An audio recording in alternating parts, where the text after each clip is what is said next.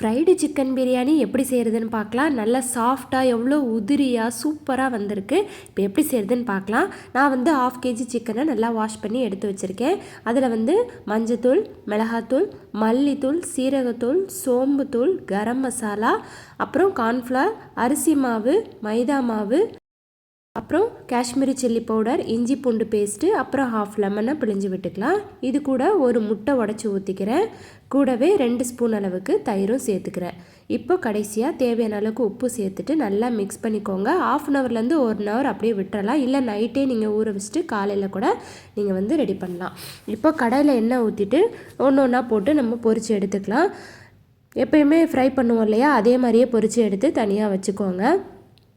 சிக்கனில் மசாலா தடவி நீங்கள் ஃப்ரிட்ஜில் வச்சுட்டு மறுநாள் அன்னைக்கு நீங்கள் பிரியாணி செஞ்சிங்கன்னா நல்லா சாஃப்டாக நல்லா மசாலாவோட சேர்ந்துருக்கும். இப்போ எல்லாத்தையும் பொரிச்சிட்டேன். அதே எண்ணெயிலேயே ஆனியனையும் நல்லா பொரித்து தனியாக எடுத்து வச்சுக்கிறேன். இப்போது பிரியாணி சட்டியை அடுப்பில் வச்சுக்கலாம். அந்த பொரிச்ச எண்ணெயும் சேர்த்துட்டு பத்தாவதுக்கு இன்னும் கொஞ்சம் எண்ணெயும் சேர்த்துக்கலாம். இந்த டைமில் அரிசியை நம்ம ஊற வச்சுட்டு எண்ணெயை காஞ்சதுக்கப்புறமா பட்டை, ஏலக்காய், கிராம்பு இதெல்லாம் சேர்த்துட்டு வெங்காயம் சேர்த்து நல்லா வதக்கிக்கணும். கூடவே 2 கைப்பிடி அளவுக்கு புதினாவையும் சேர்த்து வதக்கிக்கோங்க. அப்புறம் தக்காளி, பச்சை மிளகாய், கொத்தமல்லி, இஞ்சி பூண்டு பேஸ்ட்டு, லெமன் ஜூஸையும் புழிஞ்சு விட்டுட்டு நல்லா மிக்ஸ் பண்ணிக்கோங்க. அதுக்கப்புறம் மஞ்சத்தூள், மிளகாத்தூள், பிரியாணி மசாலா, அதாவது பட்டை, ஏலக்காய், கிராம்பு பவுடர் பண்ணியிருப்போம்ல அது, அப்புறம் மல்லித்தூள், கரம் மசாலா, அப்புறம் சீரகத்தூள், சோம்புத்தூள் எல்லாம் சேர்த்து தயிரையும் சேர்த்துட்டு நல்லா மிக்ஸ் பண்ணி விட்டுக்கோங்க. 1/4 மணி நேரம் போல் நல்லா வேக விட்டுருங்க.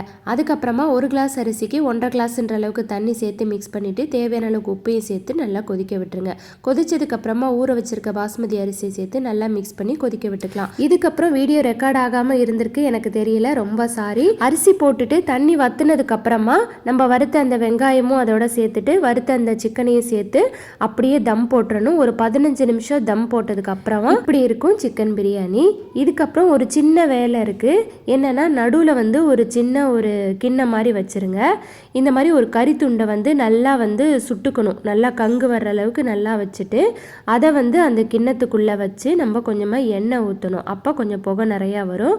அதுக்கப்புறமா தட்டை போட்டு மூடிட்டு மேலே ஒரு வெயிட் வச்சுட்டு ஒரு 5 நிமிஷம் விட்டுருங்க. அதுக்கப்புறமா ஓப்பன் பண்ணிங்கன்னா உங்களுக்கு சூப்பரான ஃப்ரைடு சிக்கன் பிரியாணி ரெடி ஆகிடும். ட்ரை பண்ணி பாருங்கள். ரசித்து சமைங்க, ருசித்து சாப்பிடுங்க. இந்த வீடியோ பிடிச்சிருந்தா லைக் பண்ணுங்கள், ஷேர் பண்ணுங்கள், சப்ஸ்கிரைப் பண்ணுங்கள். தேங்க்யூ.